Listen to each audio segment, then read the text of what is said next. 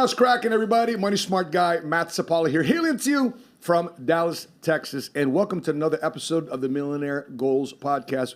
We are now in episode 16, baby. So we're very excited about this. We have a very special guest in the house. I'm here joined by my co-host, Milton Alvarez, and we welcome to the show here. Milton, would you like to introduce our guest here today? Yes, it's good long-term friend, 4.5, going on to 5 years. Met this woman back in 2019 when I was back in Chicago. Chi-town. Not only is she beauty, man, but she's definitely brains. Okay. She definitely has a great head on her shoulder. Yeah? We got the mix today. Yeah, we have a good mix today. Brains and beauty. Brains and beauty. That's and where you got to go, ladies. Balling too. And I heard she's balling too. Yes, she's definitely balling. That's why she's here today. So I want to introduce my good friend and also former client, Erika Chacon. Yes. Hi, everyone. What's up, Erika? Hi. Welcome to the show. Thank you so much. Thank you for having me. I am thrilled to be here. I appreciate you investing a little time in us. You flew in from Chicago Yes. for this podcast. Wow. Yes. We're blessed. Yes. Thank you. So tell us, we know Milton knows a lot more of you. Can you tell us about yourself and your background? Sure. So as he mentioned, I'm still a client of his and we're friends. We became friends probably about 5 years ago. We started training together. Excellent trainer. Highly recommend. 100%. I'm not just saying that, right? Yeah. You're speaking from He's experience. he's the too. only man that's touched me in ways no other man has touched me before. Wow, thank you for sharing that. Wow. That's okay. You guys need a moment? He's got that power elbow, man. Power elbow. What are we thinking? The massage. I got the No, soft he's hands. great. But a little bit about myself is I am a full-time bilingual special education teacher in Chicago for Chicago Means you got a Public huge heart. Schools. Definitely. I guess you could say For that. sure. Yes. You're not going to say it because you're too humble to say it. I'll say it for you. Thank you, Matt. And I'm also a realtor. Love I it. work for HomeSmart in Chicago, and yeah, that's what I do. Dual career. Awesome. Well, all three of us are from Chi-town, and we love Chicago. By the way, I have a heavy heart to share. Speaking of my buddy, my warrior buddy in Chicago, Paul Kludak, my heart and prayers go out to my fellow devil dog who sadly committed suicide today. And he wrote his note on Facebook as he joins the 22. If everybody wonders why I do 22 push-ups before we do any of our stuff, that's why, to bring awareness to suicide awareness, PTSD, the veteran issues. And again, my heart, soul, prayers are with Paul Kludak and his family. And Semper Fi, brother. We'll see you again. By the way, if any brothers out there are feeling a certain type of way, any of our sisters in combat feeling a certain type of way, and you think you're alone, you're isolated, make sure you give a brother a call, send me a DM, reach out to your brothers and sisters in uniform. You are not alone. You're not the only one going through this type of stuff, okay? All right, let's bring it back. So talk to us about Chicago. I was there a couple weeks ago just for a quick 24-hour visit. Yeah. It was warm. I expected negative 20 degrees, 2 feet, 3 feet of snow, but it was 38 degrees. Yeah. People were having short sleeves. Yeah. So what's going on in Chicago? Let's talk about the condition of the, you're a teacher. Yeah. Talk to us about CPS, Chicago Public School Systems. Yeah, so we're having a little bit of trouble, right? We're struggling. I love the school that I work for. Let me say that. I love being a part of one of the strongest unions in the country. Sure. So shout out to the Chicago Teachers Union. But yeah, we're struggling. We need support. We need parent support. Yeah. We need our CEO to step up. We have a new mayor, right? Brandon Johnson just got voted in. So we're hoping that he can step up and help us make some of the changes that we need to support our students. I'm surprised Paul Vallis, who's a former CPS Yes. CEO, I'm surprised he lost. Yeah. Gotcha. To be honest with you, I thought he had a really good chance. Yeah. But It was didn't a work out that way. surprise. Yeah.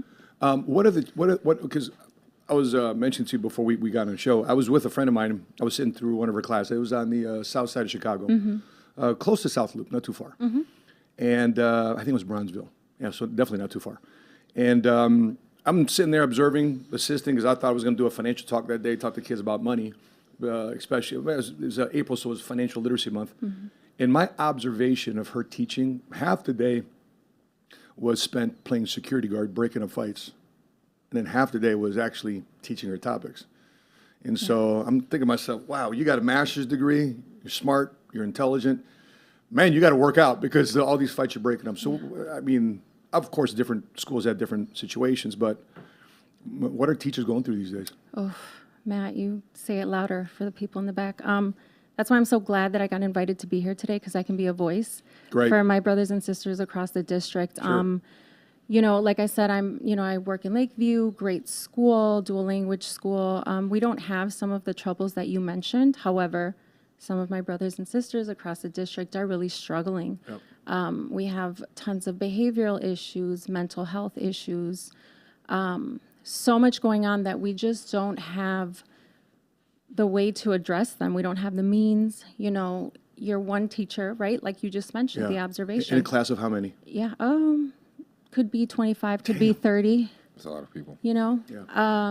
and all of these kids just, have all of these different needs, Sure. issues, not just learning needs, but all of these concerns. And I mean, how can I be the social worker, be the nurse, be the, the support, or you have to wear so many hats. Yeah. It's very difficult sometimes. And then you got to watch your back for, so many mass shootings we've seen acted. So they're talking about equipping the teachers. I mean, do you feel with your fellow brothers and sisters across the district, in district, strapped, ready to protect themselves? I mean, you think that's a solution to maybe avert some of these craziness that's happening in our schools? That's a great question. I'm not so sure that is the solution.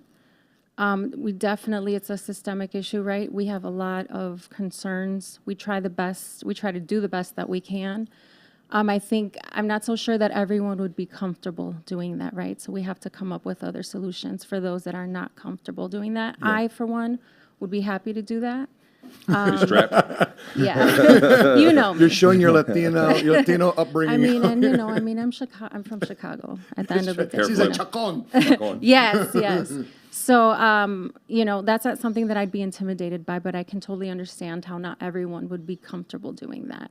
Got it. So, We've been talking about on the show, many episodes about some of the topics that they're bringing to the Chicago public school system. Like, would you feel comfortable being a parent one day to have your kids know about? I mean, I remember going through a health class and learning about anatomy. Yeah. Guys have this and girls have this. Is there any, from your observation, without getting too deep into it, from your observation, the curriculum, are they putting LGBTQ, transgender stuff, instead of the ABCs, as the gay BCs? Are they putting that where their kids in a public school system are exposed to that type of ideology? Yes. So you're talking about Title IX, and yes, we have to have those conversations. Students and parents can opt out of it if they're not comfortable, but yes, we have to talk about pronouns and what that means. Things have definitely changed. I've been working for CPS for 10 years now, in education, total of 13 years, and things have changed from when I first started in education. They've changed pretty drastically. Do you guys have a lot of pushback from the parents when it comes down to Title IX? Is there a lot of pushback? It's not too bad. But, if they want to opt out, they can. If they prefer to have those conversations at home with their children rather than us, doing it, then they're allowed to do that. And, yeah. Gotcha. Yeah. Would you say that a lot more parents, maybe if they're not happy with that curriculum, how big of a voice do parents have when they come to the school board meetings to vote against with the school board? Good question. I'll speak to my school. Our local school council is pretty strong. Parents are their parents are involved. Our LSC, we meet all the time. What's LSC? Local school council. Got it. Yeah. And so they definitely have a say. And so, parents being involved, that's huge, parent involvement. Yeah. In general, Yeah. we want that. We appreciate that. We want parents' support. We need that. Yeah. Would you say there's a difference between Lakeview, where you're at right now, Yes. and the parent involvement's there because these people have money, versus going to a West side, south side. South side versus them?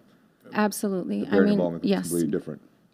being completely transparent, absolutely. There's, yes, there's differences. There's, socioeconomic differences.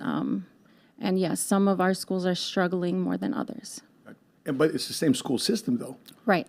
But different different neighborhoods. I mean, and historically, Chicago is a very segregated city. See, a lot of people don't realize. We say that in Dallas, people don't get it. Wow, Chicago is a segregated Yeah. city.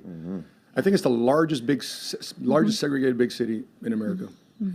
Yeah. And that got exposed during COVID, when the gangbangers, you couldn't cross Cicero Avenue because Latino gang and black gang. Remember I saw that? Yeah. The Latin Kings were helping the CPD police officers. That was wild. Right here, point them out. Yeah.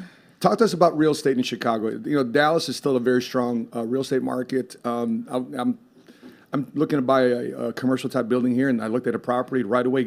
I got outbid in Dallas. Yep. So what's going on in Chicago real estate? Same. Is it? Same thing, yes. I want to say to the buyers, hang in there. To the buyers that I'm working with now, hang in there. Yeah, people, that's very common. Why hang in That's there? what's happening. terms of- Because there's very little inventory. And yes, there's a lot of, paying, $15K over list is not unusual. Yeah, I mean, there's, my brother and sister-in-law also do real estate, and they had a deal where they paid, they made $52K over list price. Wow. So it's not unusual at all. So it's tough. It's tough. Is right it is it the same in the Chicagoland in terms of the western suburbs, northern southern suburbs, or is it just specifically in Chicago? I want to say it's more so in Chicago, but it's pretty widespread. But definitely, I see it. That's where I work most, and I see it a lot.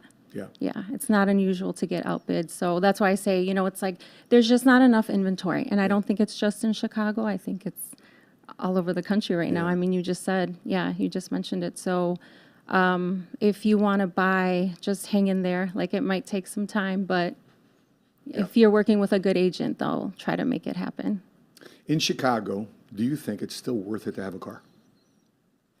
Yeah, as a realtor, you have to, right? Yeah, I mean, I have to, but typical I don't person. know, you really don't need one. We have such a great transportation system, but crime, right? Don't worry about that. Yeah, Yeah. And then the weather. Yeah, weather and crime. You got groceries, you got kids. right. Yeah, worry about that too. Yeah, but I mean, is it necessary? Like, do you absolutely need a vehicle? No. I think if you're single, or you have a small family, maybe one kid, I think you're good. But if you got a big Yeah. family, 2, 3, it's tougher and tougher because Definitely. it's one thing. It's like, I'm here in Dallas. It's 20 minutes to get anywhere. Yeah. 25 minutes to get, and that's sometimes with traffic. I'm spoiled now coming from Chicago, coming to Dallas. Yeah. But in Chicago, it's 5 miles, it's 30 minutes. Yeah. And then another 10 to 15 minutes just to find damn parking. Oh, you're right. And then assuming you're negative 20 degrees, you got groceries, you got, you got kitty bags, you got bottles, then you got to hold the kid. Yeah. So, Oof. That's why, I don't have any. I don't have any kids by choice? by choice. Wow, no kidding. Yes. So what is that? Can I ask? Well, Sure. What is that? Let's what get is- into it. Yeah, let's get into it. Let's get into it. I mean, matter of fact, let's jump into one of the topics Let's do today. It says here that let me go here to this topic here. More women today are increasingly becoming the breadwinner. Miss Chacon, where did you go to college? I went to DePaul University for I didn't know undergrad. that. I went there for 6 months and dropped out. Nice. I graduated in 6 months. All right. Yeah, but look at you now. DePaul. in I your was face there, now. right. I was there downtown. I was in Jackson. I was the first veteran to use the GI Bill for certified financial planning. Wow. Yeah. So I got it used, and then I just never took the exam. Never became a CAP. I just took the course. Yeah. But it says here, Jordan, if we can take a look at this this article here in Fortune magazine, American women are increasingly the breadwinner. But men are still in charge. This is assuming that for families. How many are still in charge of childcare, cooking, and cleaning, to the traditional role? So more women, bottom line, more women are bringing home the bread, like yourself. So, however, husbands were the breadwinner in 55% of marriages in the U.S. last year, while 29% of couples earn about the same, and 60% of wives make more than their spouse. So women are gaining economic influence within their marriages.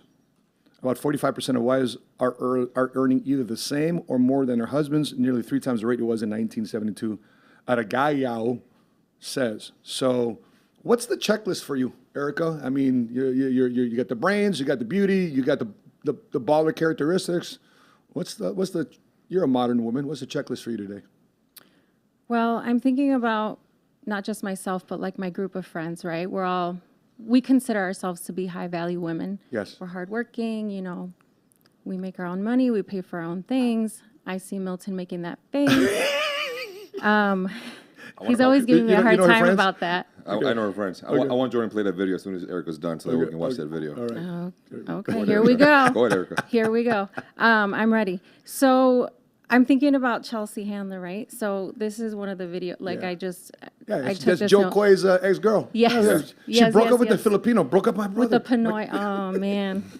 So 45% of working women ages 25 to 45 by 2030 will be non-married, not have kids, and be single. I just think that if this is the case, right, what you just mentioned, like where the woman is making the money, right, but still having to come home, do the household chores, take care of the kids, like all by herself, like what is the point? I'm going to take my glasses off for this one. Like what? It's getting deep now. Like what is the point? Why would I need a man? Jordan, play the video, please. Please, just interrupt her. Play the video. Let's do this. Right. Cut to the clip. Roll it. Here we go. Seven figures, like my money does not retain my relationship, like my ability to. There you go. If he gets home at 6 a.m., me making breakfast when he gets home is what's retaining my relationship. It's never been my ability to. I'm a Forbes lister, top of my game, but that doesn't retain my relationship. Me cooking from scratch 3 times a day retains my relationship and retains me going on 3 times a day. Yes, from scratch. I was on Food Network, but like me being able to cook, me being able to upkeep our home and like putting labels on everything, doing weirdo organizing shit is what's retaining my relationship. It's not weird. It's fantastic. What are your thoughts, Erika? Because she's the opposite of your opinion. Complete opposite. Well, not necessarily. I'm not saying that you can't, cook for your man and do these things. Like that's great. More power to her. That's amazing. I'm striving to be on the Forbes list. Like, that's amazing. However, it's just that's not quite what we're talking about, right? Because when Matt was talking about it, it says here, married women tend to spend more time on household chores and childcare, while husbands spend more time on leisure activities. Good point. Yeah. Right? And I think the data now points to that, like in marriages, men are far happier than women. Based on like the current statistics. I'm happy. For sure. I wonder if my wife's happy. Should I ask her? Babe, you happy? I'm sure she's happy. But so it's like you get to play golf and tennis and like have fun with your buddies. And I have to not only bring home the bacon, but, worry about the kids and how they're going to get to school and who's going to pick them up and all of this. Like, that's very overwhelming to me. Let me ask you a question. Okay, so let's say husband and wife get together. What would that dual income look like? So let's say a husband makes, I don't know, $80,000 a year. Wife makes $80,000. I'm just throwing an arbitrary number. Yeah. Right. So that's $160,000 together, right? It's still somewhat decent income. It's not. A lot of people manage that differently than others. Sure. And some people will find themselves paycheck to paycheck with $160,000 a year, and some people will be in a surplus with $160,000 a year. Right. Here's a thought. Why don't you hire a nanny? Why don't you hire somebody to come in and once a week do the laundry and once Absolutely. a week clean? And Yeah. would that help out? Yeah, definitely. Would that eliminate that objection, I guess? For lack of a better Definitely. term? Yeah, definitely. The way this sounds is like most of the burden is on the woman, right? Yeah. And it's a very heavy burden. It's such a difficult job to do. I have friends that are single moms, right? And I have friends that are single moms of children that have special needs. Toughest job ever. Yeah, for sure. So it's just, I don't know. Like if you're a lot of women, like I'm going to talk about myself and my circle of friends, like we feel whole on our own. If someone great comes along that's going to improve our lives, add value to our lives, then. How would you quantify that? What type of man would bring value to an Erika Chacon Yeah. in your group of friends? The way you say my name, that sounds so good. Fuerte. So just, someone that's supportive, someone that lifts you up and contributes, doesn't necessarily have to be somebody that, okay, I'm going to start talking about my dad and I'm going to try to keep it together, right? Sure. So Milton and I were having a conversation yesterday. My father is an outstanding father. He always gave me everything that I wanted, that I needed, not just, monetary things, but also just love and support. And so I have a really high bar, Sure. really high standard, right? Yeah. He's got, a man would have Was he strict? big shoes to fill. My mom was more strict. Got it. She was the authoritarian. Yeah. She was more strict, but my dad just had such a loving way of it's like I wouldn't want him to be mad at me or upset because I wouldn't want to disappoint him. Yeah. But so, I think that's where it comes from for me. And he was very much a provider, no matter what. Yeah. He provided for us, for my mom. Even after my parents divorced, my dad still took care of everything. He is that type of man, And so for me, it's not really about a guy coming in and paying for everything. And, I don't need that type of support necessarily. Mm-hmm. It would be nice because, even the most alpha woman would appreciate, a man coming in and helping, If you didn't have to work at all, period, would that make you happier? Just be able to raise a family and raise the kids and take care of the house? Would that make you happier? You know what? No, I'm just not that You're not wired that way. No, I'm my father's daughter. My dad was an entrepreneur. He had a small tire shop in Chicago, and he worked 7 days a week for 30 years. So the number one thing my dad taught me was work ethic. Get out there and work. You have to work you can have whatever you want. Yeah. You can have the things that you want, but you've got to get out there and go get it. You've got to work. If you look at the Bible, right? How many stories in the Bible do you have husbands and wives having tent making businesses, spice businesses, cattle raising business? The whole saying, "Bring home the bacon." Yeah. So the husband brings home the bacon, but the wife's got a job too. She's got to be able to process the meat. Yep. She got to cook the bacon. She got to butcher it, cook it, right? But in the meantime, he's out there hunting. So do you think there's more so complementary roles? Yeah. More so than just exclusively traditional. Yes. Yeah, that's a good way to put it, definitely. I have to agree with that. Now that we're talking about dads, I was going to wait till later on to do this. Yeah. Jordan, you got that clip about dads? Give me the tissue, yeah. let's react. I haven't seen this video yet, but it's about how important fathers are in their children's life. Let's see here. Dear dads, don't forget, you're the most important man in your daughter's life. I got twins, so let's take a look at this clip. Thank you. You have daughters. You're the first male relationship that they have. You're the most important. Every other man they're going to compare to you. So set the fucking standard high so that all those simp men, when she sees them, she's like, fuck you, you're not even close to my dad. Why the fuck would I give you any time of day? Yeah. Be that type of father so that she has an example of what the best man is.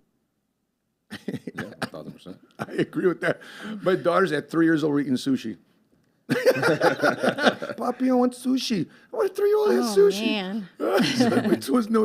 I have twin girls that are now 21. Yeah. So, what's your thoughts on that clip?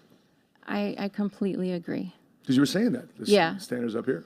Absolutely. Man tries to take you out to Olive Garden. What you thinking? Don't get me wrong. I love Olive Garden. I'll go. Bona fiesta, what a joyous day. I'll go. Those breadsticks and the salad. But dip them in the soup. Soup is kind of. I don't want, but I don't want to go to Olive Garden all the time. But that's fine. Olive Garden is fine with me. But another thing too that I'm thinking of is with my girlfriends, right? With my core group of friends, I'm not going to ask a guy to do something that I can't really do for myself, right? So, we go to certain restaurants in Chicago, right? You guys are from Chicago. We go to the RPMs, to the Gibsons. We go to those places on our own. Mastro's? Yeah, we take our, we go there. That's where we go. And so... You been to Sunday yet? Sunday Social, Billy Dex? Oh, I've heard of Sunday. I haven't been there yet. Right. But Lyra, all the places, the new places in West Loop. West Loop? Really? Yeah. that's coming up. Yeah. Wow. Very Okay. much so. Yeah. And so like we go to those places anyway, you know, so it's like, I don't expect anything from a guy that we don't. So what would be a already do. special date? I'm wondering. I'm just curious. What would be like a special date for you? For all the guys watching. For all the guys watching, we need, Going because we're down, not very creative when it comes to this type of stuff. Help Yeah. us out. Help the audience Yeah. win today. Well, for starters, I think it's really nice when a man can plan himself, you know, instead of just being like, That's big. oh, well, like we're good at it's that, like that's for we, sure. Right. you know, like we always have to be like, I don't want to pick. I don't want to worry about that. Like you pick a place, you do some research, you know, you take the initiative, be proactive, you know, you find a nice place. And, you know, I'll be up for that. Like, we can try a new restaurant. It doesn't have to be super extravagant, but like put some thought into it.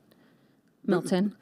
Say, here's a challenge. The challenge we have sometimes. We pick a spot and they're like, Yeah. And then you got to deal, oh, shit, I just planned this out. Right, exactly. They're not content with what we take and what we do for them. Oh, well. Zero contentment. Is it the act of planning it out, or? Yeah. Okay. You know, just putting some thought into it. I think the judgment comes after when you're in the relationship. Like, Continue. because I remember she's like, I picked a spot. Oh, I love it. They say, hey, babe, where you want to go? You pick. Are you sure? Yeah. Okay. How about this spot? No. What about this spot? No. You told me to pick. That's fair. Yeah, That's- that happens. that's That it. happens. Men are from sometimes. Mars, women are from Women Venus. from Venus, yeah. It's another. What's your thoughts on this, Milton? Before we move on to the next one. We actually touched on this subject last night when we were when you landed. Remember, we went to the restaurant which I picked out, and I had you plan 0 of it. Recall? Yes. So, this was actually a main topic for her because again, she's very close to her father, and for me, at least, I think I would like to think I can speak for every man, but I don't think every man thinks this way. There's not a day that goes by that I don't pray to God that I don't have daughters. I think it's one of those things in my mind where don't have daughters? I don't want to have Well, daughters. guess what God's going to give you? A lot of daughters. Exactly what you don't want. Exactly. It's one of the scariest things in the world to be able to have a daughter. To have daughters. Quadruplets. But here's the Oh thing, my though. gosh. I like the mindset that Matt has and what you spoke on. I like the idea of being able to set the standard at a very young age where I take my little girl, I'm already speaking about it, right? If I were to have a daughter, take her on small dates, showing her what a true gentleman is, making sure that she experiences what life is, making sure that I'm able to tap into every single love language that she has within herself and having her understand how to meet those needs without being superficial about those things. And then, as she gets older, being able to expose her to the world and taking her on trips, whether it's nation or international. So that way, when she's 18, 19 years old, she's not being dragged and influenced by some kid who wants to impress her by taking her to Miami on a $70 Frontier flight, and now she's thinking that that's the love of her life because he was able to afford a $70 Frontier ticket to Miami, where they're gonna get a hotel or an Airbnb and have about 8 people in one Airbnb, which that's not impressive. I don't want her to be impressed by those things. I want her to be impressed by the values and principles that a man can actually bring to the table and how he can carry her forward when it comes down to leading an actual family. Amen to that. I got a couple Ladies. ideas. If man, make some noise for Ladies, Milton Alvarez. ladies. Yes, Ladies. he's He single. makes money. He's strong. single. He's fit, and he's got good credit. So, Yes. moving on to the next subject. Let's talk about education here. So, Jordan, can you take a look at this article? 18 states require personal finance education in schools. Thankfully, here's what they're teaching kids about money. However, so if you look at the 6 critical topic areas in a personal finance studies: earning income, spending, saving, investing, managing credit, managing risk. Amen. That's great.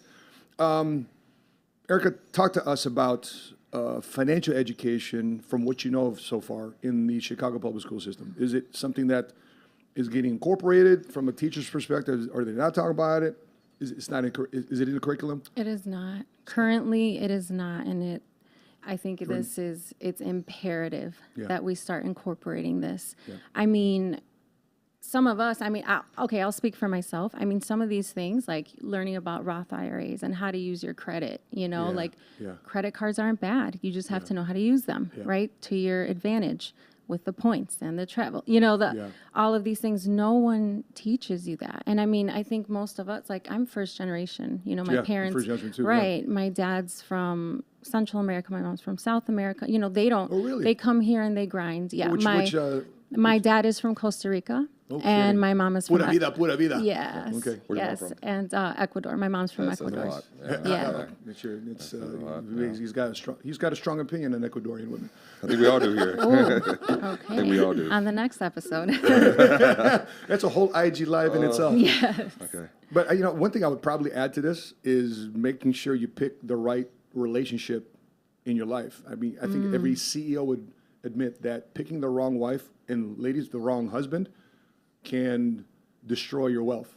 We see many times in for example, one of the hangout spots, Gibson's. My wife didn't like me hanging out at Gibson's. She called that, what'd she call it? She called it Viagra. No, what'd she call it? Well, that is in the Viagra Triangle area. Russia, Viagra Triangle. Yep. Which is what? Stereotypically 50, 60-year-old men finding 20-year-old new girlfriends, or 50-year-old divorced women with new wealth, half the wealth, finding 20, 30-year-old boy toys. Little boy boys, yeah. So what's your thoughts? I mean, you're obviously been very proactive on making sure you don't bring the wrong fella into your life. Is that something that you've been also aware of when putting yourself in that process? Yeah, definitely. And especially more so now, that I'm an older woman. More mature. More mature, yes. another way to put You it. learn, right, from experience. And you're just not going to bring just anybody around, right? Like, you work so hard. I've worked so hard to achieve what I have, and yeah. So. Yeah, I want to, if you could, Jordan, if you can show my screen real quick. The interesting thing, I was really driving into this topic because why do we as in our younger ages, why do we make so much stupid mistakes? And you're older, you're like, why did I do that when I was 18? Why did I do that when I was 20? Why did I do that when I was 21? And I'm reading this article, you might not see it, but it's the maturation of the adolescent brain. Right? You know about this with working with kids with disabilities. According to this article, as I was unpacking it, there's many different areas of maturity to the adolescent brain. And the male brain tends to fully mature. I'm getting all medical here. The prefrontal cortex, which is the decision-making process of the brain, doesn't fully develop, at least in men, until their mid-20s. Women, earlier. That's why you find a lot more women that know what they want with their life. And that's why maybe 18, 19, 20-year-old women are like, these guys don't know what the hell they want in their life. That's why I don't want to date these guys. I want to maybe date older guys that are a little bit more established. What's your thoughts on maybe the age gap? Or does that play into, is that a factor? Does it? Oh, man. Okay, well, let me tell you this, okay? This is just based on my experience, okay? I have dated, I'm just going to say it. I'm going to be transparent. I'm 39 years old. I will be 40 in June. You're what? No way. Yes. Good for you. You guys are gassing me up. Thank you. I mean, I wouldn't Yeah. knock yourself out, girlfriend. Thank you, sir. Must Thank be you. the Korean facials or something like that. Just my wife's stuff. She uses Korean facial products. Yes. So I'm going to have to talk to her about this. For sure. But I've dated older men, right, that are just completely emotionally unavailable, are an absolute disaster. You would expect, right, that because they're older, like they have their stuff together and, but I have not, that has not been my experience. Like how much older? Maybe like 5, 6 Okay. years older than me. So like maybe like around 46 Gotcha. ish. Yeah. Or maybe, I mean, like one of them was divorced and he was just very damaged. So I've had some experiences like that where, and then I've also had younger men pursue me, and I don't know, it's pleasantly surprised. Like they have their stuff together, aren't like partying and drinking and all of that, more focused on their goals, and that's very attractive. So Interesting. What about same age? Any same age? yeah, I have, my ex and I, we were the same age, Got it. So it's, to some extent, you're almost destroying the stereotype that older men have it together. I mean, they just because, your okay, experience. you can be a high value man, right? And like or you can be an older man or a man with money and not necessarily be a high value man or have That's emotional why, intelligence. that's why we've on this show we tried to destroy not just having high value, whether it be male or female, right? It's you got to be high character too. Absolutely. You know, because what good is it if, for example, what's the narrative today? The narrative today is, ladies, stay home, stick with one man, don't go party, have kids, grow your family, can't skip out on your man. You skip out on your man, we're gonna banish you from the circle forever. But me as a man, I can go out there, I can sow my oats. So it's flipped. But yet I expect the woman to follow that rule. Not me though. It's like a double standard. Yeah. Absolutely. So I think that's not value to me. That's lack of character. I think both men and women need to do better on both sides. Definitely. Your thoughts on that? Mr. High Value Man, high character man. Yeah. Mr. Millionaire Goals podcast co-host. Oh, man. I think for me, and I keep telling this to a lot of the younger guys that come out and visit and hang out, I think as much as we want to be in a relationship, I think one of the biggest things for men, a biggest struggle, at least for me, we've spoken about this in the previous podcast, Matt, just like women have biological clocks and they feel like they need to rush into a marriage relationship or whatnot just to settle down just so they can provide the family that, according to society, that they're supposed to. I think for a lot of men, especially for me, if financially I'm not in a position where I can retire my future wife, so I meet someone, I fall in love, head over heels, we end up getting married. I want that woman to be able to have the option of saying, hey, I don't want to work. And me be able to say, all right, cool, just hang out, do what you want to do, build something, do something, have a hobby. I'm just, just don't do nothing. What happens if she wants to partner with you? Let me build your fitness company. Fantastic. That'd be amazing. That'd be beautiful, right? But I want to be able to have that option because I'm, in growing up, my mom didn't have that option. Both of my parents had to work 2 jobs in order to be able to make it in life. And I just don't want that struggle to happen to the woman that I end up with. So until I'm able to get in the position of being able to, quote unquote, retire my wife, my future spouse, I don't mentally feel driven to even entertain the idea of a relationship. I'm not sure if that's a Milton thing. I'm not sure if that's a man thing. I'm not sure if that's an ego thing. But right now, I'm in a position in my life where I feel like I need to accomplish a couple more things before I'm able to fully throw myself at another human being. Yeah, I mean, I felt that way when I got married and divorced at 22 years old, all in the same year. Shit. Erika, you may not know this about me. So I got married. I came back from the deployment. I got married, had a kid, got divorced, filed bankruptcy, all chronological order, all in the same year. It was turmoil. So my pitch to men and women out there is you probably don't want to pick up a woman or a man in a club. It was for me. Yeah. You're inebriated. You're looking at her. You're looking at each other at the bottom of a beer glass. She's hot. He's hot. And then you wake up like, oh shit, I got to deal with you now. And let's try to do that again. And next thing you know, your life is centered around clubbing.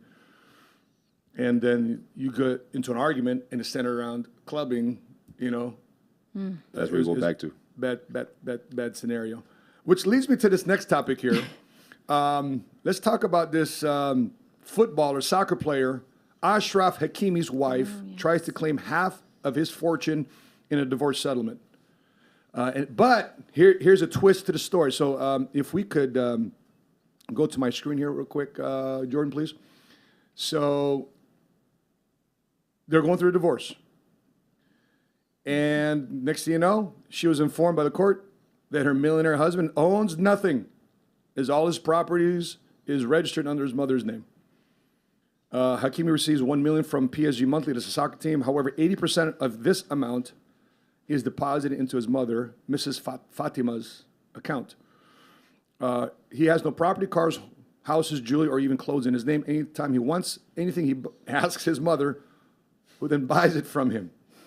Okay. The Jack moved of the century. Okay. Checkmate. Okay. Erika, what's your thoughts? What's your thoughts about this? Okay, now let's give it some context. He's 24, she's 38. He was 22 when he met her. Ooh. She was 36. This is the year of COVID. In the year of COVID, they got 2 kids, like back to back, like Mexican twins. Back, bang. Next thing you know, things are going right.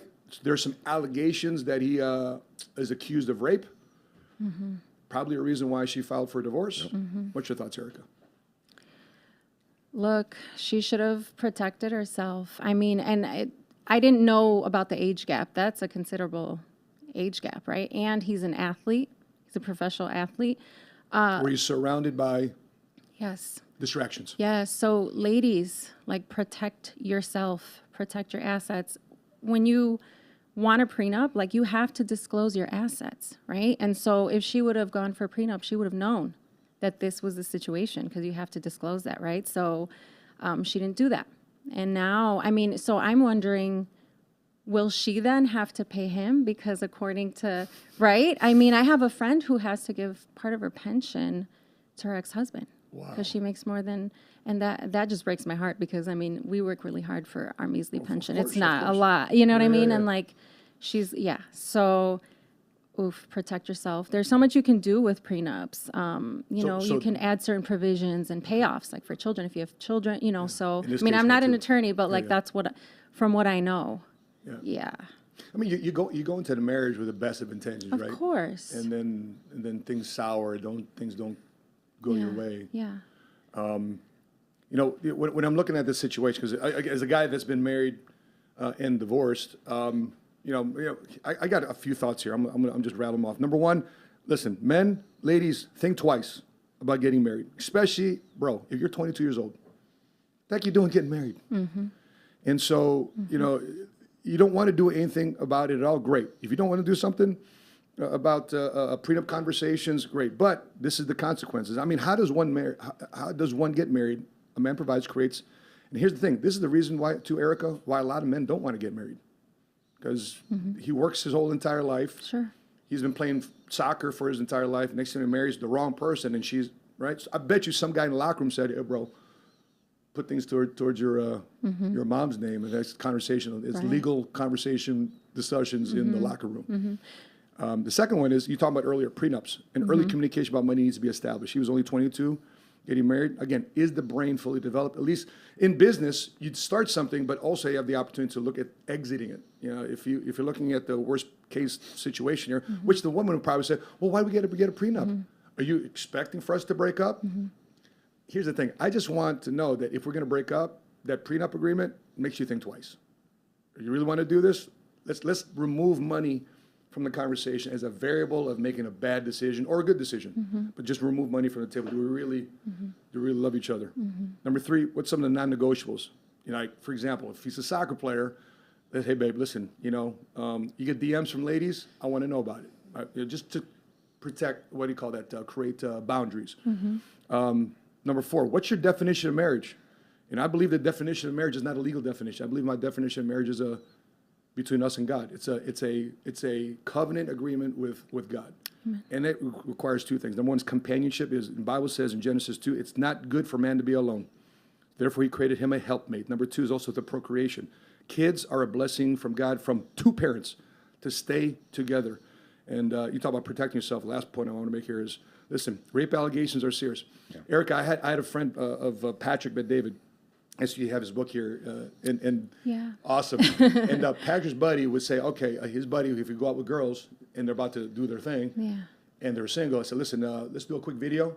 Hey, state your name. Yep. I am ready to get busy with him. I am not under duress. Da, da, da, da. And he would Smart. actually create a video vlog Wow. as evidence down the road if, Wow. do you know what happens? 1,000%. Talk about protecting yourself. That's how men can protect Yeah. themselves. Smart. I mean, I get it. Yeah. I get it. I mean, I really have to, like, I honestly did not know about the age gap. I don't think she was thinking, I mean, I personally would not. And she's an actress. She can do well on her own. Yeah, I mean, that's the thing, right? Yeah. That I wanted to throw that in there. Thank you. I forgot. I was going to make that point that she isn't like, she has her own money too. Yeah. Right? But I mean, I'm 39 years old. I would not Marry a marry a 22-year-old. 22-year-old. I would not. That would be an automatic. Yeah, it's a no for me. Little older, 28-ish 6, 27? maybe. I'll consider it. But like, I mean, really, 22 though. Like, Would you date a guy and marry a guy to have his kid, or two baby mamas, one baby mama? I don't think so. I would not. No, I don't. I He couldn't wouldn't. win Want, you over. I mean, maybe. You know, never say never. But I don't. I don't think. It would make you pause. Yeah, for sure. Got it. Yeah, for sure. What about you, Milton? Would you date a girl with a kid? You don't have any kids yourself. 0 kids. You have 0 kids. Completely 0 kids. You have 0 kids. Absolutely. Negatives- Milton is negative disclosing 0. that for some reason. Absolutely Negative 0 kids. Negative kids, actually. Negative, yes, kids. yes. It went back inside. Completely inside, yes. Milton They stay in inside. 2023, basically he's telling us he can get pregnant in 2023.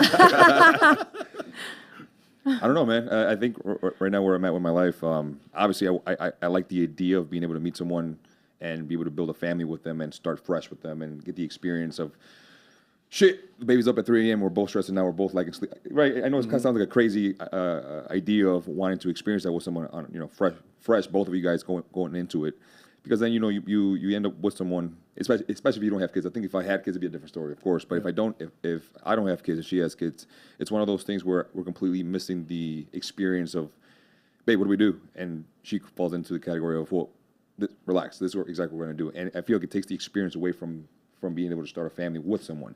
But the older I get, the more, I guess you could say, imposition that I get for myself. I think that door is starting to slowly creep open, and I'm starting to peek inside and observe and look around to see if it's something that I entertain. At least right now, where I'm at with my personal life. Because I think the older, for example, Erika, the more mature you get, you got to expect that whoever you're going to date also is probably older, and they might have some children and life experiences too as well. Or they could be, their late 30s, early 40s, have no kids, be single, and they kind of have to question their sanity if they're Hint, same hint, women. hint. Yeah. Anybody here in the studio that you're referencing this to? I don't know, man. I mean, there's a reason why some people stay single for a long period of time. It's either them or it's Erika, I mean, do you want to have kids? I can tell you that I never had like a strong desire. You know how some women, I mean, I have friends that are like, oh my God, I can't wait to be a mom. I didn't really have that. I didn't really have like that really strong desire to be a mom. Yeah. And maybe it's because, like I've worked in education for many years got those now. kids already. And, I've got the kiddos. I have a niece. My niece is 23. And then I have my 3 nephews, from my brother. Typical Latino family. You got, there you go. So, I saw the struggles. Kids are expensive. There's a lot you've got to deal with, you have to have it together yourself and help them get it together. It's a lot, and so I don't know. I just never really felt like it was something that I absolutely needed to do. And I don't feel like it defines me or makes me any less of a woman just because I don't have Does children. it change? Do you think it'll change your perspective as a teacher, as an educator, if you have your own kids and your kids are in the same system that you're teaching in? Good question. I want to say this about that. I work with some of the most amazing, brilliant educators, and I'm not just saying that. I've had the luxury of just this school and the last school that I worked at. I worked with such amazing people, like incredible, just like super intelligent, caring, kind, and I would want my kids to be taught by these people, I would want them, I trust them. They have the best intentions. It's just, again, like the curriculum, that I would don't give you pause. Yeah. necessarily. Imagine if you can build a system with the same people, but put them in a private, or what they call that in Chicago. They call it a charter. Oh, like the charter? Yeah. Maybe not so much. Yeah, I'm not too much into the charter thing. It's just, What's the knock? I don't know, from the outsider looking in, from an educator's perspective, public school system or charter school? What's the pros and cons? Well, charter schools are sort of gearing more towards like the privatizing, and the funding is different. From what I know, the pay is different. And just, and don't quote me on this because I've never worked for charter, but I remember reading that like you didn't have to have a teaching degree to be a teacher at a charter school. They could, recruit people. And it's, I don't know, it's just kind of, I almost want to say, I don't know if it's the right word, but kind of devalues what we, a lot of us, we're national board certified. We've got our master's degree. We've worked hard to earn this. Like, it takes us years to earn tenure. Yeah. I'm tenured, and like it takes you 4 to 5 years to earn it, and you really have to earn it, And help me understand, what's the benefit of being tenured? You kind of get, it's like, it's kind of like a hierarchy, right? So like when you have tenure, it's a little bit more difficult to get rid of you if, you know, got it. like, You're at the top of the pecking. yeah, top there's of the a, list. there's a pecking order. So, Speaking of pecking order, let's move on to the next topic about horny men. Milton, you want to lead the way? what a segue. Milton here's going to lead the way here. Let's take a look at this article here. Men, let's look at this. Men with higher libido are 69%. Yes, really. Less likely. 69%. What are the odds? What are the odds of 69%? Less likely to die young than their peers. Researchers in Japan, go figure, of all nations, tracked 21,000 people for 7 years for the study. Men who were interested in sex were up to 82% less likely to die. Jordan, what's your thought? Jordan, what do you think, man? I feel like you're jointing yourself with it, man. He's "Hell pushing yeah." buttons, man. He's texting his girlfriend. Let's go, baby. Oh my What goodness. the number one thing is testosterone, man. I think that's one of the biggest things that I touch on with all my clients, whether you're a woman or a man. Getting regular blood work done is one of the biggest things that I push for all my clients. I know you're consistently getting blood work done, doing blood donations, and you're making sure that you stay on top of that game. 'Cause that's what's keeping you looking like you're in your late 20s at where you're at right now. Bro. Completely, Okay. man. Even though I'm about Full set of hair, Yeah. characteristics of a 20-year-old, throwing dick jokes out there every day. the maturity level of a 16-year-old. And we're talking about horny men going to live a very long life. This man's going to live up to 150 years old from the way he exists currently on this world right now, man. But the reason why testosterone levels are very, very huge when it comes down to men. Shout out Matt and Sheena. That's right. Shout out Matt and Sheena. Testosterone plays a massive role, guys. Like I tell all my clients, testosterone plays a massive role in your mental health. It plays a massive role in your cognitive, which also your cognitive has to do with Alzheimer's and dementia. Testosterone plays a massive role when it comes down to your physiological drive as men and women. Women also need to have a certain level of testosterone in their body so they can also be functional human beings. A lot of women are completely suppressed when it comes down to the testosterone levels, which is why also their drive is very low, motivation is very low. Testosterone actually for guys, man, if you're one of those guys who wakes up every morning or just goes through about your day, just going through the motions just because you're used to a certain routine, you have no drive, you have no motivation, you're completely exhausted, you're lethargic by 11 a.m. Coffee, supplements, stimulants, whatever the case may be that you may be consuming is not helping you get that umph or that drive to do more for yourself. I would definitely start questioning how your hormone levels are doing. Because the moment that you peak and you're at a good state when it comes down to your testosterone levels, your mental health gets better, your physiological health gets better, aka you lose body fat and you're able to increase muscle mass. When you're able to increase muscle mass, the body fat on your body starts to decrease. Then what ends up happening? You start looking better, you start feeling better, you start doing a lot better, like Matt says all the time. If you look good, you feel good. If you feel good, you do good. If you do good, it's all good. It's all good, baby, because it pays good, yeah. 1,000%. Right. So if you genuinely want to feel on top of your game consistently, man or woman, and you want to, as men, have the confidence to be able to please your partner. I'm not preaching towards having sex out of marriage, because I know this we're trying to be very aligned with your views, and I'm not pushing this on 18, 20-year-olds, but men who are in committed relationships who are not fornicating before they get married, correct? Especially married men. If you want to have a successful marriage in that department, making sure that your testosterone levels are at peak throughout your entire ages of 30s, 40s, even 50s, even into 60s, make sure you get your testosterone levels checked out. And I promise you, the moment that you address that, and whether you do some form of therapy, whether you do supplementation, or just change your lifestyle up, increasing your sleep, more protein in your system, more fats, and working out, I promise you that your marriage could potentially even get better as time goes on, and your your sexual acts in your marriage will never get boring. I tell you this, man, I've been married for 8 years, with her for 10. And before that, I listen, man, please don't judge me, but there's a life with Christ and there's a life pre-Christ. So don't judge me on my pre-Christ life, okay? But I will say, though, for my whole time been with my wife, the sex has been getting better and freaking better and freaking better. And freaking whoa. Amen to that. Whoa. It was like, cause I would think that it would same woman. Yeah. But, bro, it's like, that was neat. That was new. Yeah. Whoa, okay. So you went from a 2-pump chump to a 10. You went from a 2-pump chump to a 10-pump chump. Bro, like half pump. Oh my goodness. So I got to work out with you, bro. You got to increase my endurance. I'm just curious, Erika, before moving to the next topic, what's a woman's perspective on this? Well, let's see. Let me refer to my notes here. Once or twice a week, that's fair. I think that's good. That's what it says here. You hear the silence of the room?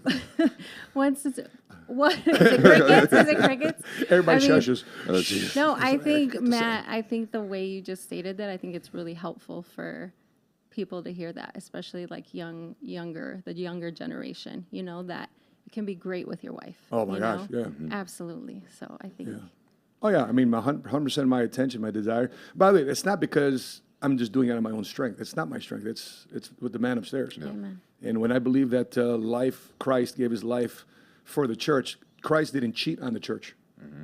So if I'm supposed to be Christ-like, I ain't supposed to be cheating on my wife. Yeah. So, you know, I think if people, and that's why I think finding your values and principles is so important when you are deciding to get in a relationship, and both of you have the same values and principles. Because if one's offset, just like we just saw here with the, you know, with was it Hakeem and, I'm sorry, not, Hakeem, what's his name again? Ashraf Hakimi and his wife. I think, you know, the values are off. So that's why they're experiencing this type of stuff. So, Jordan, let's react to some videos here, buddy. Look at number one determining factor. I'm sorry, the devil's lie. Speaking of young people, Miss Chacon, the devil's lie to young people. What Billy Graham says, the greatest evangelist in the history of humankind outside of Jesus. Let's take a look at this. Young people try drugs, they try alcohol, they try permissive sex, they try all the rest of it to find peace and joy and happiness and purpose and meaning in their lives, and they don't. Why don't they? You see, it's the devil's lie. The devil's telling you a lie. He says you'll be like gods. This is the way to pleasure. This is the way to happiness. This is the way to have a good time. The Bible says there is a lot of fun in it for a short time. There's pleasure in sin, the Bible says, for a season. Sure, you can go out and take a shot of heroin and get high and have a good time for a little while. Sure, you can go out and have a sex experience and have a moment of ecstasy. And sure, you can go out and get drunk and feel good. Feel like you can take on the world for a little while. But then comes the kickback. The wages of sin is death. It's the devil's lie. Woo! By the way, I'm laughing at it now, man. But I've faced that, Fred. Yeah. Erika, I mean, was there things that you've done with a short period of time in your life that, like, what the heck did I do that for? Sure. And what did you learn from that lesson? Sure, absolutely. Well, what he says, there's pleasure in sin for a season. Yeah. Like, nailed it. Yeah, really important message, especially for the, like, Gen Zers out here today, right? Like, or even millennials. Because it's crazy today because the Gen Zers today can see all this stuff. I mean, they're exposed to so much more than even you were or I was absolutely. Growing up. Yeah, and I mean, it's like you can't really go anywhere or do anything these days without, it's like alcohol. It's everything, you know, like you can't, like you go to the movies, they serve alcohol now at the movies, you know, back in the day, it wasn't like that. Everywhere you go, it's like everything has to do with alcohol, you know? So, yeah, there's, I mean, if I had just to sum it up, there's pleasure in sin for a season. Temporary pleasure, but permanent pain. Yes, absolutely. And we're just talking about 2 minutes here. If you end up with 2 minutes with the wrong sex partner, they end up pregnant, you end up pregnant. By the way, and by the way, men, if you get a girl pregnant, you better step the hell up and do your part and provide. You take responsibility and ownership over your actions, man. Yes. Can't be a Don't you skip out. Next one. The number one determining factor of a man's success is who he chooses as a wife. Let's take a look at this. The number one determining factor of a man's success is who he chooses as a wife. And the reality is this: when you choose someone as a wife, are you choosing someone who is going to be a believer in your dream, who is going to advocate for you, who is going to be the wind in your sails, who is going to be your support system? And hopefully you're going to do all of that for her as well, right?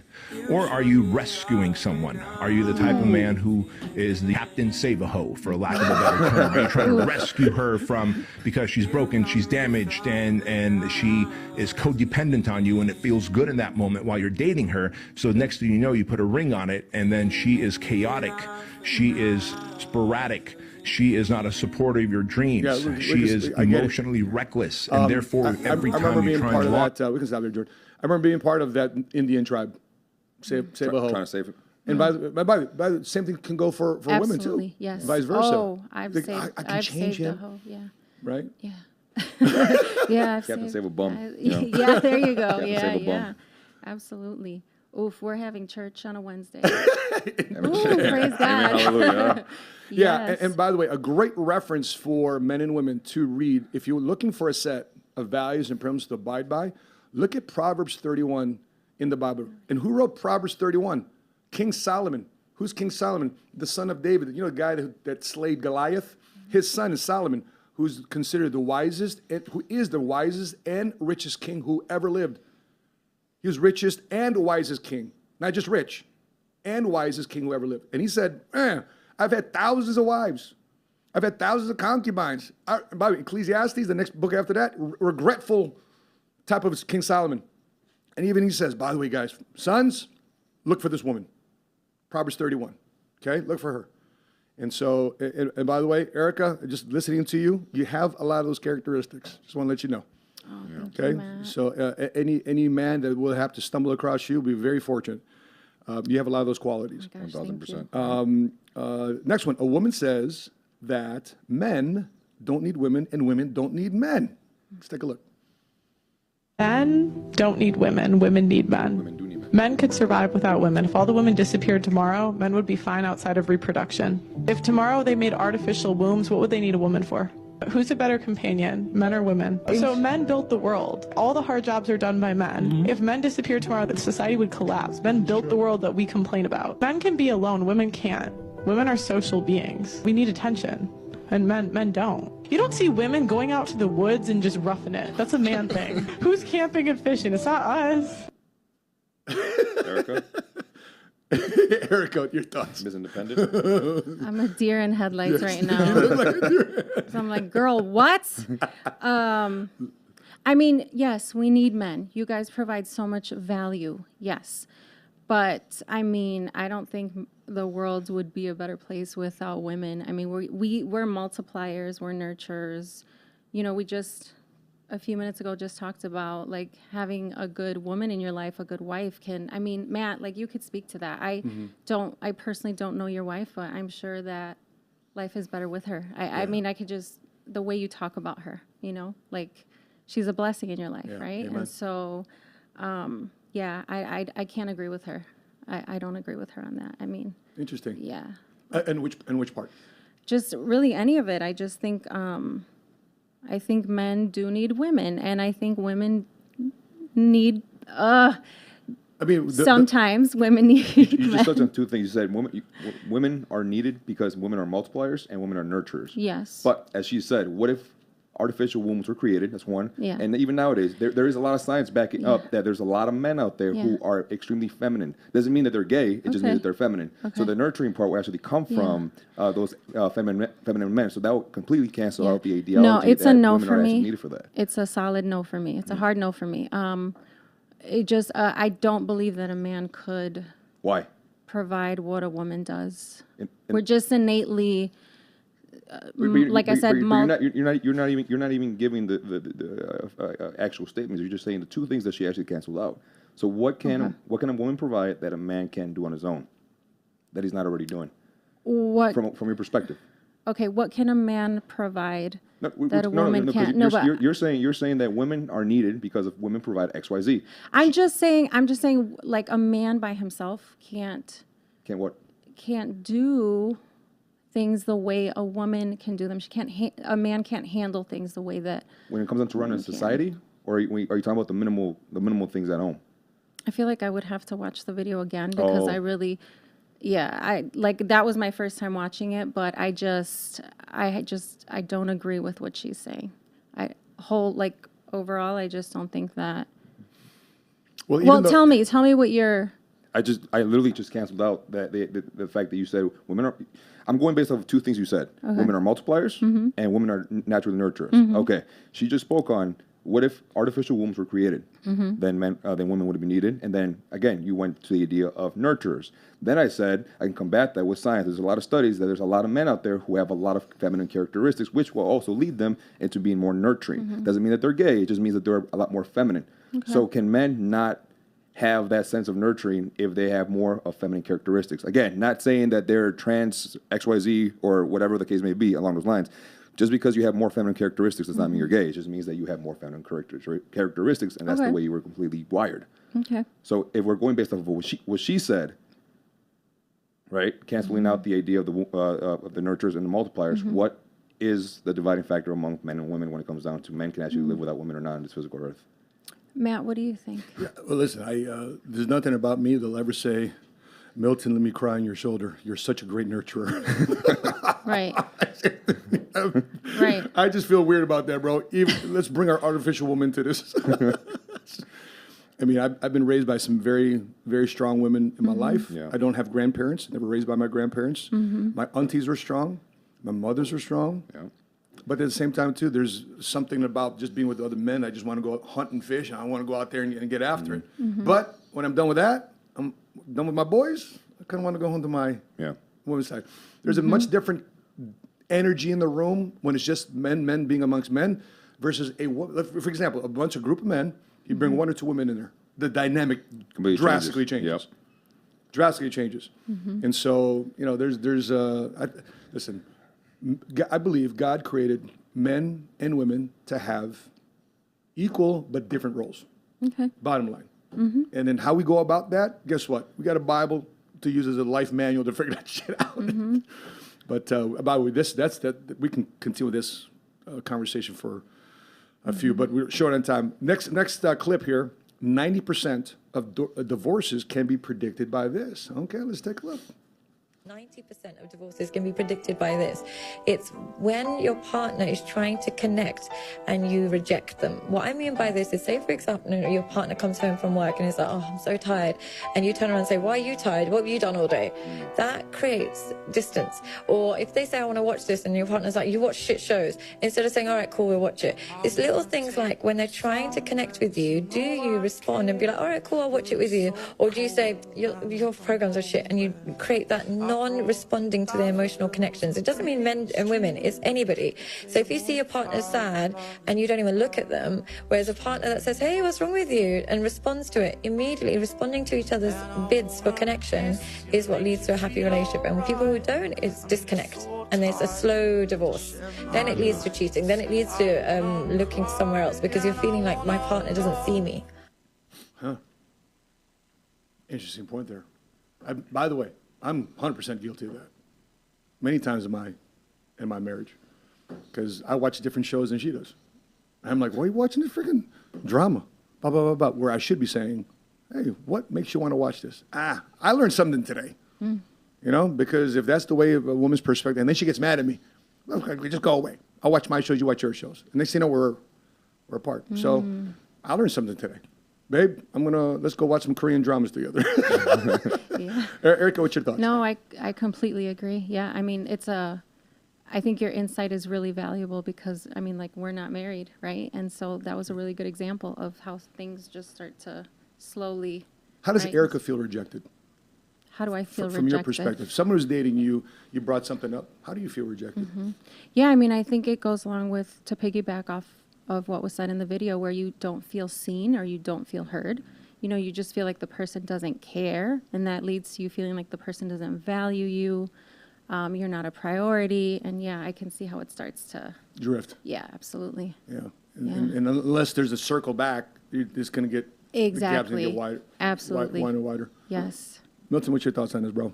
I think it goes very well with the concept of your 5 love languages. I think everyone gives love differently and everyone receives love very differently. And I think it's really based off of the way you were given the love growing up, and then the languages you adopted as you grew older. And, you know, especially if you've worked on yourself and you're mindful of what you want, what you don't want in your life, you know, what you reject, what you accept into your life. I think if your love languages aren't being met as man or woman, I think that feeling or the sensation of not being loved or feeling hurt, as Erika said, I think that's going to creep up on you very, very fast. And you guys can have a successful marriage when it comes down to raising kids. You guys can have a successful business. You guys can be just the idolized couple. But if both of you guys your needs aren't being met and your love language isn't being spoken from your partner, and you're not communicating that, I think one day or another, your partner might come up to you and say, "Hey, babe, I think I'm ready to get the divorce because I haven't felt love from you in the last 20 years." Yeah. So. And like, who are you? Yes. Yeah, you've been rejecting each other for the last 20 years. Yeah. And then the way you stay together is because of the kids. And then, what a sad pressure to put on the kids. And then the kids are out, and now you got to deal with each other again. You're like, who are you? Even more so. So, by the way, I want to give a quick shout out to Yard Work, exclamation point. There's a twist to the soccer player, Ashraf Hakimi. Even though he may not have some assets to split up, but the wife does have some Heba. She's got her $3 million fortune to split up. So she's got to pay him her half of the fortune. That's what I thought. City boys come up. Okay, Yeah. so No, we're not going to say that. tell America. City boys. Tell America. Tell them it's Chacon. All right. So, by the way, as you wrap up, a couple other shout outs here. Manny says, "Go Erika." Miriam Rivera, what's up? She goes, "Go Milton." Do you know an Isabella Chacon? That's my niece. No, she says, "I love Erika." Aw, thank you, baby. Judith Patino says, "Go to Paul." All right, go to Paul. Blue Demons in the house. Legacy Wealth Crusade, what's up? I think that's Alex Tabor. And Cassie says, "Bromance." Is she talking about us, bro? So definitely talking about us, man. Okay. All right. With that being said, before we let you go, Eric, any final thoughts? Anything you want us to know? I enjoyed having you on this podcast, and I appreciate you investing the time to come out here. Yes. Thank you so much. This conversation added so much value to my life. Thank you, Milton, for inviting me. Matt, it's an honor to be here. An absolute honor to be here. Thank you so much. This is something that I will always take with me and never forget. So thank you. Being a young woman from Chicago, I'm going to say I'm a young woman from Chicago. For sure. Chi-town in the house? Yes, we want people to come to Chicago. I know you hear a lot of negative things, but we need tourists. We don't need people leaving Chicago. We want, we're hoping that things get better. We have a new mayor. So shout out to CTU and all the teachers, the wonderful teachers that work so hard each and every day to improve the lives of our students. Parents, we need your support, please. And my fellow realtors, keep doing what you're doing, keep grinding, hustle, believe in yourself, never give up, and that's it. Thank you so much, everyone. Thank you for letting me be here. Got a house. Music Yes. all night long. Chi-town in the house. Milton, final thoughts before we close out, brother. Stay informed, act out of love and wisdom, stay focused, and focus on continually growing each and every single day, week, month, and year, because then you will be attracting the blessings that God has for you. That's the biggest thing for me, man. Amen to that. Well, this is a closing to the show. Remember, this is Financial Literacy Month. Just keep these stats in mind. 2/3 of Americans could not pass a basic financial literacy quiz. Only 21% of millennials have a basic financial literacy knowledge. Less than half of American adults surveyed could correctly answer about inflation, compound interest, and diversification, which I'm so glad you're paying attention to the show, because if you follow us on the Millionaire Goals podcast, us on the 7-Figure Squad, a channel dedicated to help you think like a millionaire, strategize like a millionaire, so therefore you can become a first-generation cash flow millionaire, which, by the way, being a millionaire is no longer going to be a luxury. It's not one of those things that I hope to be a millionaire one day. No. Based on the cost of living, based on what the world wants to do to the American dollar, you better play offense and get to $500,000, $800,000, $1 million sooner than later, so therefore you can improve the quality of life for your family and those that you love and care about. That being said, every Wednesday, actually next week, we're going to be a different day. It's either going to be a Tuesday or a Thursday, so stay posted, which next Wednesday, I'm going through some eye surgery next Wednesday, so therefore I can have clearer vision, so I can x-ray vision, baby. That being said, see you next week for another episode of the Millionaire Goals podcast, so stay posted. With that being said, appreciate you tuning in. Make sure you subscribe, make sure you hit like, and comment below. You agree with us? You don't agree with us? We want to know, and we'll give you a shout-out the next show. On behalf of Milton Alvarez, on behalf of Miss Erika Chacon, I'm your money smart guy, and until we meet again, continue to live smart, continue to love smart, and be money smart today. Bye-bye.